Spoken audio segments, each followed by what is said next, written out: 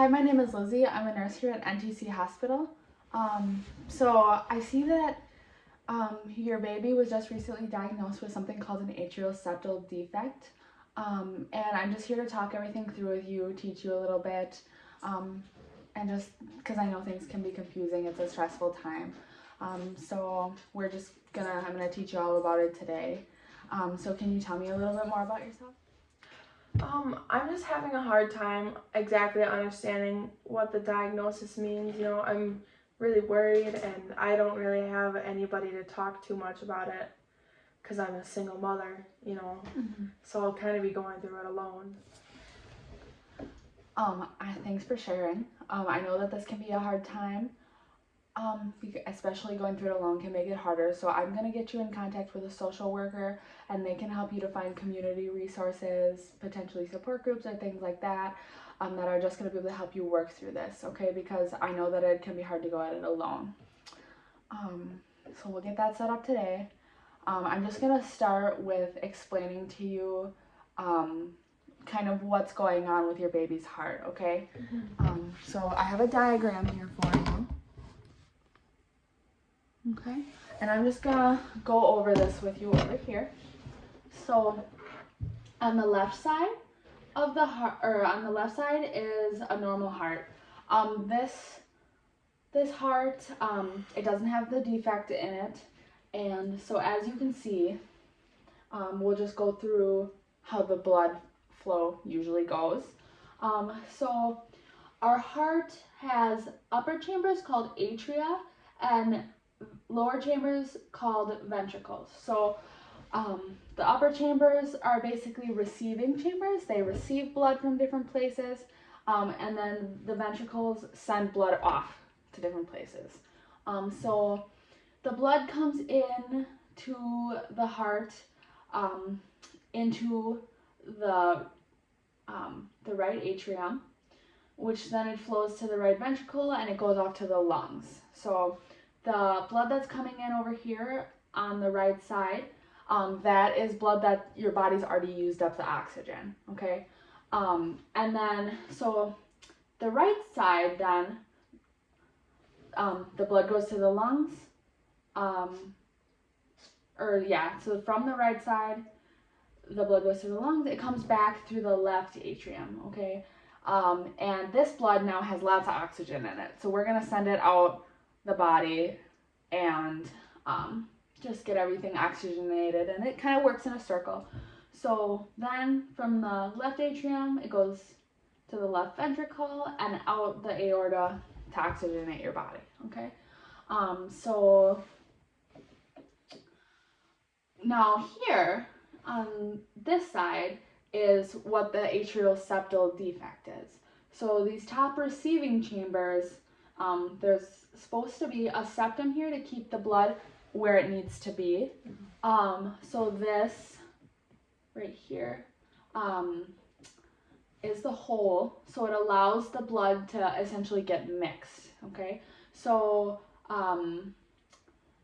this blood is not oxygenated and this blood is oxygenated. They get mixed, and that kind of is where the issue begins.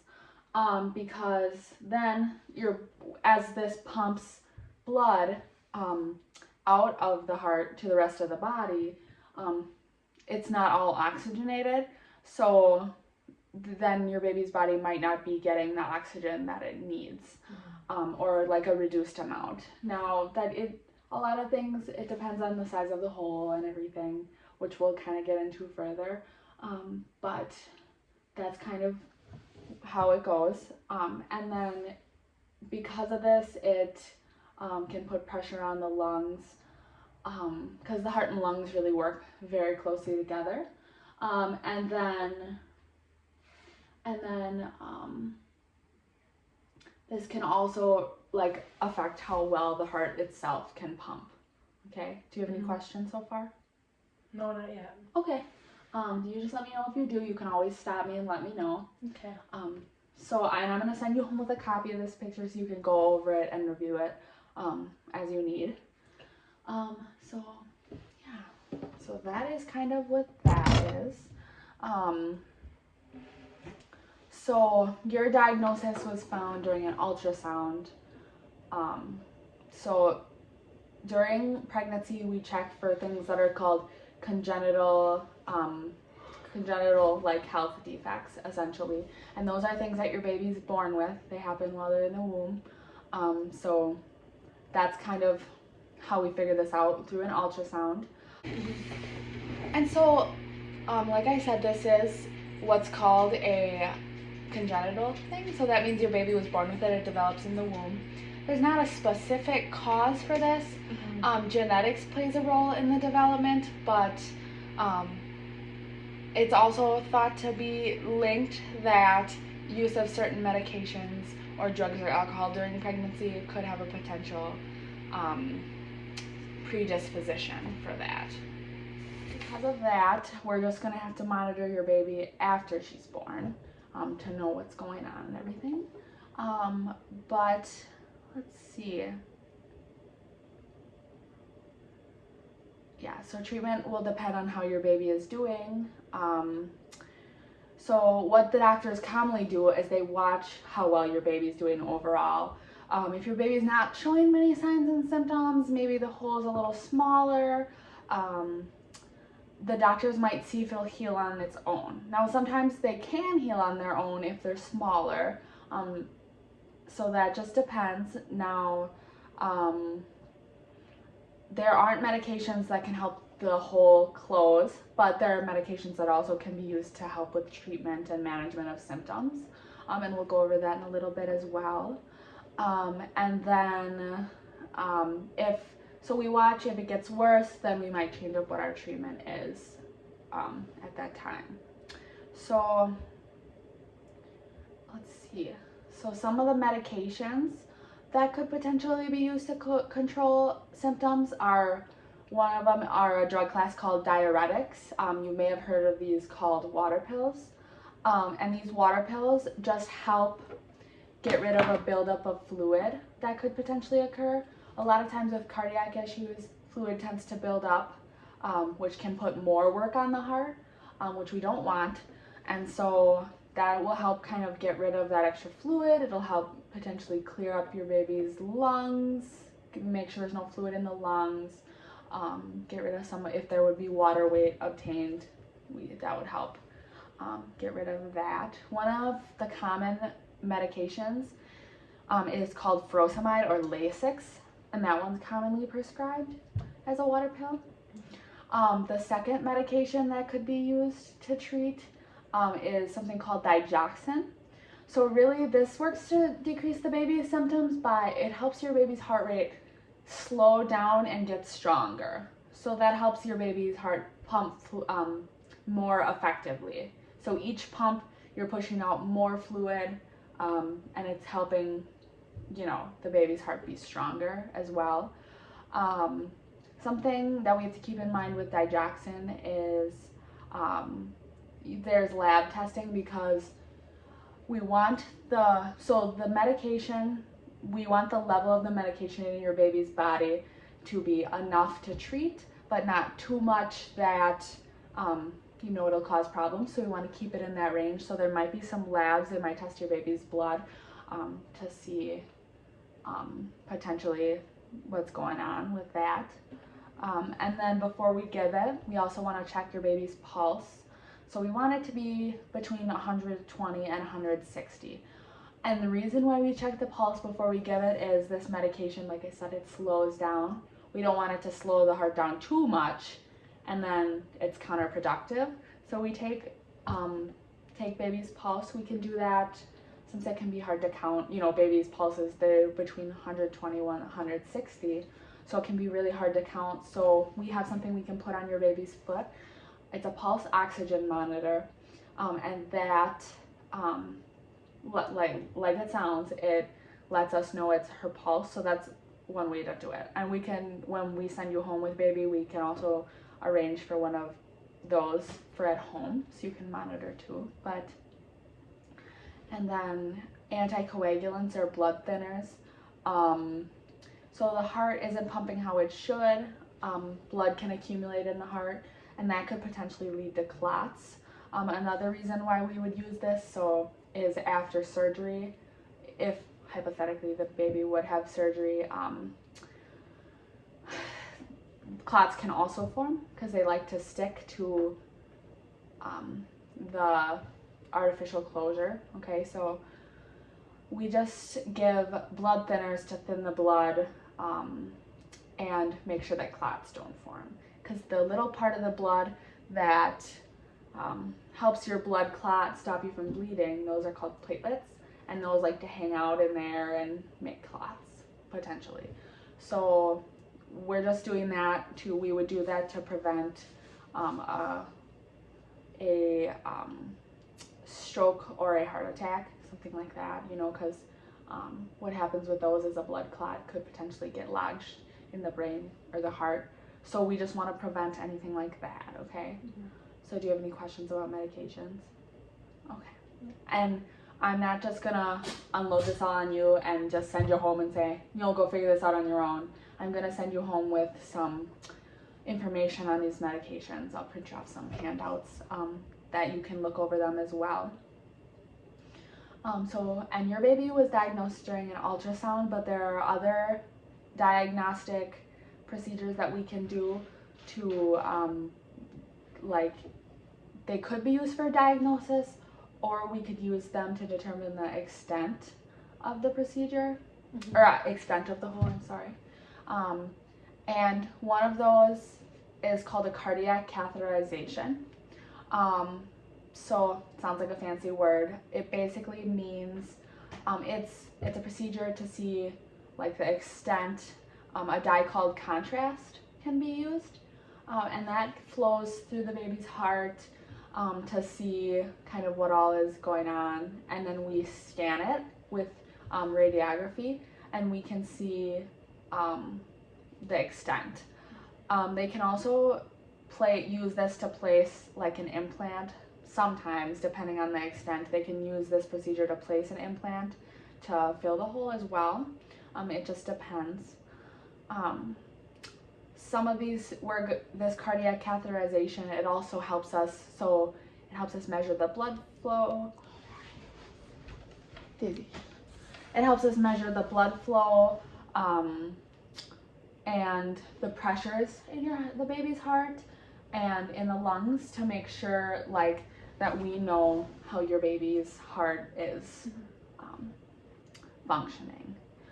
Another procedure that can be done to see the extent or diagnose is a TEE, or a transthoracic echocardiogram. Mm-hmm. And so this is a procedure where they would take a probe and essentially put it down your baby's throat. Now it sounds scary, but you know, we're monitoring the baby the whole time, making sure that she's good. And what happens is they use this probe that goes down the baby's throat to take pictures of the heart, kind of using like an ultrasound, and that can also tell us more about what's going on with the heart as well. And so these are some things that might be done maybe after baby is born to see like the extent, determine treatment. We're going to be looking at your baby's symptoms, all that stuff. Mm-hmm. Another thing that we might do for your baby when she's born is what's called an EKG. We're going to stick some stickers to her chest, and she's going to be hooked up to some wires. Now these don't hurt her at all, there's no shocking. It's called an EKG or an ECG, electrocardiogram, and that just measures so your heart, when it beats, basically it's like electricity that helps your heart beat. So we measure basically the electricity, and we see what her heart rhythm is, how she's doing, just to monitor as well. Mm-hmm. So yeah, there's that. And like I said, I'm gonna send you home with papers on this all as well. So now, like, a lot of people are wondering about surgery. That's a lot of the main concern. So it really depends on side effects, like we said, and the doctor will decide. So if the baby's experience a lot of bad side effects or the hole isn't closing on its own, easy. Sorry. The hole isn't closing on its own, then we might do surgery. Or maybe maybe they're not having bad symptoms, but they might do the surgery to close it so symptoms don't worsen later in life sometimes.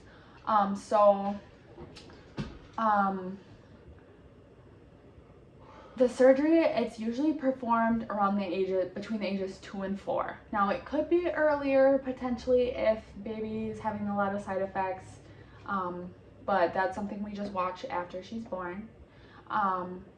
So it depends on any other health conditions that might be going on. So maybe baby isn't strong enough, they've got something else going on. That kind of determines if or when the baby can get surgery.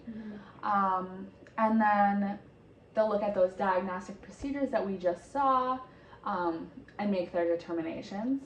Like I said before, so your baby might be on an anticoagulant or a blood thinner following the surgery if it were to occur. So one important thing that we like to talk about with a blood thinner or an anticoagulant is it does thin the blood, so the risk of bleeding is more.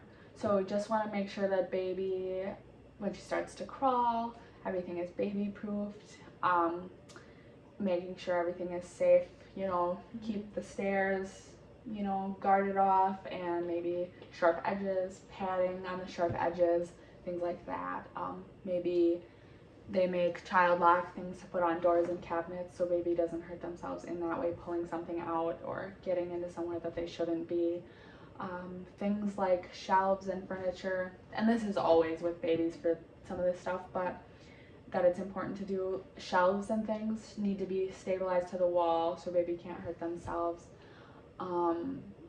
And then another thing that we also like to talk about is watching for signs of bleeding in baby. So some things that you would potentially see for signs of bleeding could be bruising or apparent blood. That also would be something to watch for. Another one is you want to look at your baby's diapers and make sure that there's no blood in the urine, or if there's no blood in the stool.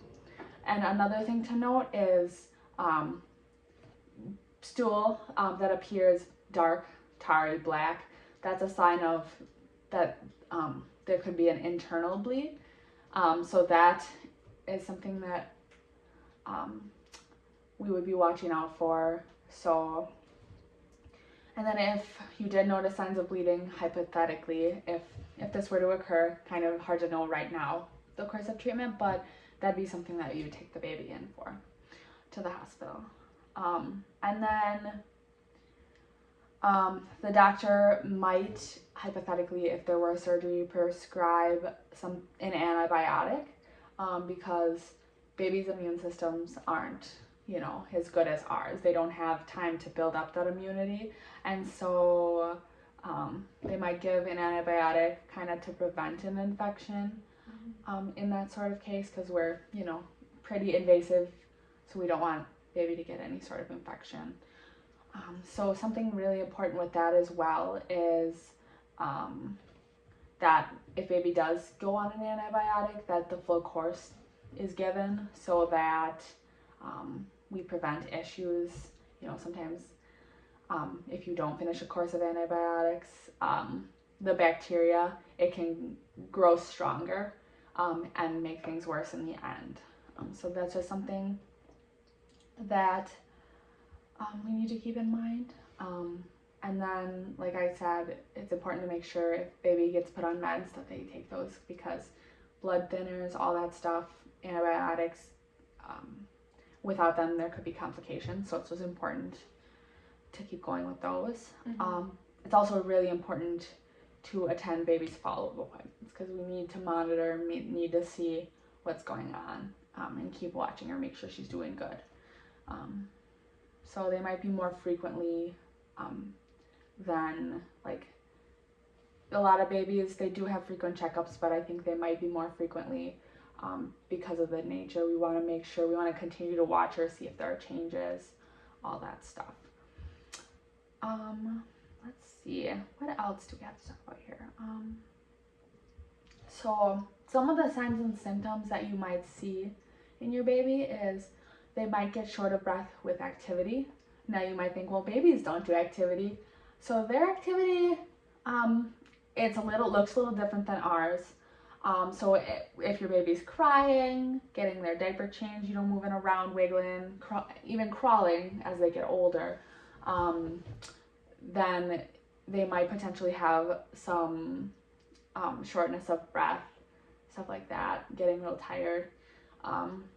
That also happens with eating too, because that could tire baby out as well. So they might be more lethargic. They might have an irregular heartbeat. So that's something to keep in mind. They might have skipped beats or a pounding fast heartbeat.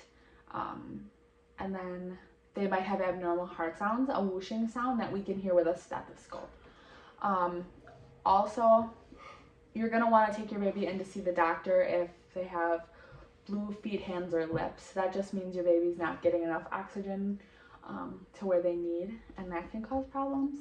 If they're very fatigued, they have poor sucking, they're unable to eat, stuff like that. So if they have swelling in their feet or belly, that's kind of a water buildup, so that's putting more work on the heart. So that's also something that you want to bring her in for. Potentially a wet cough, that could be signs of fluid in the lungs, so we want to have her looked at as well for that. A very, very fast heartbeat or low oxygen levels. So we'll give you, like I said, we'll teach you more later about how to use the foot oxygen probe, but that would be something to go bring her in for as well. Or if baby is not conscious, or if they're, it could be a sign of pain that they're, really screaming, crying, inconsolable, like you can't calm them down no matter what you do. Mm-hmm. So those ones, you should bring your baby into the doctor if those occur. Okay. So those are some of the signs and symptoms. We're going to be watching her close, and everything. So then I just want to go over some complications that could occur, or could go forward to as well. Right-sided heart failure could occur, and heart failure is just baby's heart muscle can't pump as effectively as it should to get the blood where it needs to go. It could also lead to an irregular heartbeat if the baby doesn't have one already. It could, and then we talked about heart attack and stroke. So something, like I said, the blood thinners potentially could be for that. So, and then pulmonary hypertension, that's a crazy word. That just means high blood pressure in your lungs. So that can put more pressure on your baby's lungs and heart. So we're going to be monitoring all that. And then, so while your baby's at the hospital, we're going to be obviously monitoring very closely for a while, making sure that she's doing good. We're going to be monitoring for all the signs and symptoms we just talked about. We're going to be monitoring her heart and lung sounds pretty frequently. We're going to be looking at that EKG with those wires and watching her heart that way. We're going to be looking at her pulse and oxygen, like I talked about before. We're also going to be checking her blood sugar because baby's going to be working real hard. So we just want to make sure that their blood sugar doesn't get too low. Because when your baby's working hard, keeping everything going, that could potentially happen. So what we do is there's just a little poke. It doesn't hurt a whole lot, but we poke their heel and we test their blood to check what their blood sugar is, and that just to see how she's doing. We're going to be watching her skin color, so making sure she's not pale or like I said, the blue fingers, toes, mouth, feet, all that stuff. We're gonna be watching that. And then we're gonna be watching how well she takes a bottle or nurses as well, if that fatigues her a lot. Things like that. And then that's how we're gonna kind of plan her care, is see how she does, and change her care based on that. Some of the special care we might be doing for your baby is we're gonna encourage your baby to get as much rest as possible. So we're going to give your baby rest periods. We're not between things that we do, make sure she gets a lot of sleep. So we might feed her, give her a rest period, change her diaper, let her rest, because we don't want her to get too fatigued. And then we're going to give the medications the doctor ordered. We're going to monitor her vitals, which means pulse, blood pressure, temperature, her oxygen levels, and all that good stuff, how fast she breathes, and heart and lung sounds, just to make sure she's doing good. And then one of the important things is, sometimes, you know how I said babies like to hold on to that fluid. We're gonna monitor how much she takes in and how much she pees out. So a good way to monitor is see if baby has enough output is to count how many wet diapers a baby has in a day.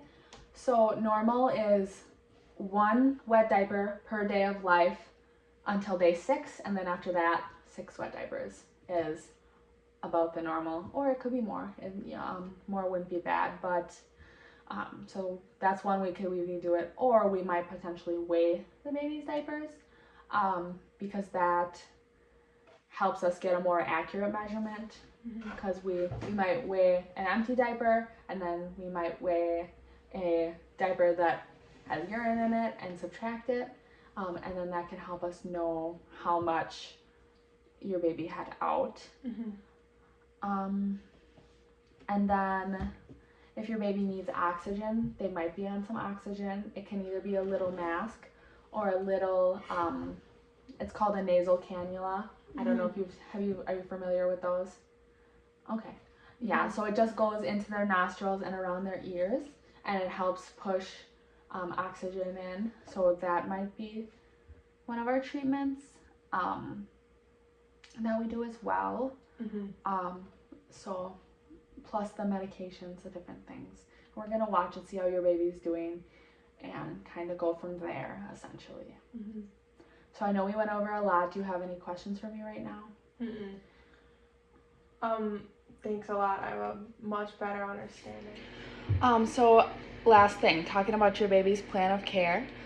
We are going to look your baby over, assess her, see how she's doing, and kind of create a plan of care to address things that are going on with her. So we might change the treatments based on, what's going on with her. So there are some outcomes we want your baby to meet. We're kind of going to set goals for her to make sure that she's doing good developmentally. So one of our goals is that your baby gets good blood flow to her body. So we'll plan things to make that happen. Maybe we plan, she's gonna take these medicines and we're gonna put her on oxygen maybe, and she's not gonna have any cyanosis or that blueness to her extremities, or her color and her temperature will be good, all that stuff. One of our other goals that we could have is that your baby will be able to tolerate their daily activities without getting too fatigued. So maybe that would be, your baby can eat and get changed and, do a little bit of crawling without becoming overly fatigued. So maybe we'll plan to do certain medications that we talked about. We'll plan on making sure your baby gets enough allotted rest and nap times, all that good stuff, so that we can make sure that she's meeting these goals. And then if she's not, we can change stuff up to make sure that she does. One more thing I wanted to talk about is kind of what the future looks like. A lot of the times the outcomes for somebody with this, they depend on the size of the hole, and that's something that we're going to determine with testing a little later down the line. But they depend on the size of the hole and how your baby's doing. So a lot of times with surgery, the outlook is pretty good. A lot of people will grow into their adulthood without even knowing that they have this if it wasn't diagnosed early. Say the signs and symptoms aren't bad, they might not even know they have it. So it really depends on the size of the hole and the signs and symptoms that your baby is having as well. So that's just one thing to keep in mind. Another thing to keep in mind is that your baby is likely going to be on some medications for a while. It's not necessarily likely that your baby's not going to be on medications. You know, it'll probably be continuous monitoring medications for potentially their whole life, depending on maybe how everything goes. So yeah, no more questions or? Nope. Okay. So we talked about getting that social worker. I'm gonna refer you to a social worker and get you some, help you figure out what your support system is gonna look like, and maybe if there would be a support group that you'd be interested in, things like that. Okay, because it's really hard to go through these things alone. I'm also going to send you home, because there's so much stuff you went over. I can't expect you to just remember it all, and I'm sure you'll have questions later, because it takes a while to process things, then questions come up. So I'm going to send you home with some reading material, and you just can call us anytime if you have questions or write them down, and we'll be in touch to make sure everything goes good. So I'm gonna send you home with these pamphlets from reputable sources. I don't want you to just go and Google things. So if you have any questions, just let us know, okay? Okay. All right, good to see you. You too.